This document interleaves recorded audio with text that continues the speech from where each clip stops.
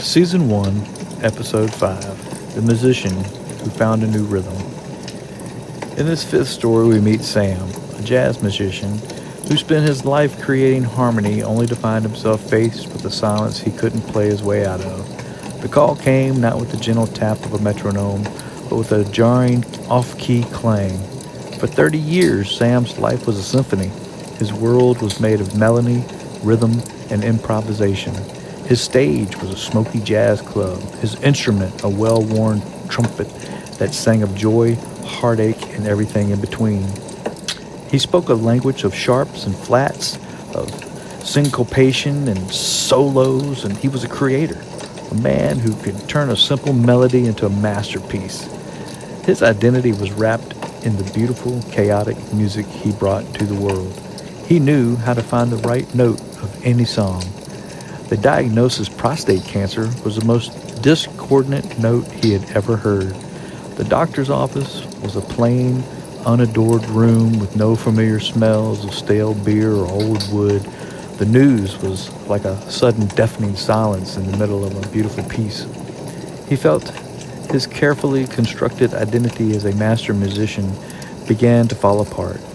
He could tell others how to find harmony, but he didn't know how to find it in his own life. He came home that day and he felt the silent trumpet.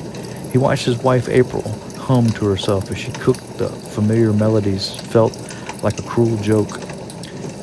She would ask, "What can I play for you?" And he would just shake his head. It was a lie he told himself every day. The truth was, he didn't want to hear the music. He was a broken instrument, and he didn't know how to tune himself back up. He had always known how to lead the band, but now he felt completely lost. One day, April came into his study, where he was just staring at his trumpet. She didn't push him to play, but instead she quietly put on an old recording of his band. She sat down beside him, her hands on his, and said, "Sam, you always told me that a band isn't just one musician. It's a collective, a harmony. You need your band, remember?" Her words, a mirror showing him a reflection of the man that he used to be. That night, April helped him find a support group, a circle of men who met not in a sterile clinic, but in a small community center. He was skeptical, thinking it would be a place of blandness and despair.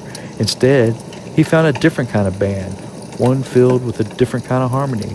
They were men who had heard the same jarring note he had. They spoke not of their illness, but of the lives, their kids, their passion, their fears, their shared life, their campfire cancer survivor stories. A retired accountant, a man of numbers, spoke of how he had learned to appreciate the unquantifiable things in life, love, friendship, and laughter. He said his pro-state attitude wasn't about playing a perfect solo, but it was about finding the courage to listen to other musicians and join in. As Sam listened to these men, a profound truth began to emerge. His life wasn't just a song to be played. It was a journey, and a journey he realized is best taken with others. He understood that vulnerability wasn't a sign of weakness, but the first step in a new melody. He went home that night and finally truly talked to April. He spoke of the fear of losing his identity, of not being able to find the joy in music anymore. And as he spoke, he felt a profound sense of relief, of a long-silenced instrument that he had finally found its voice.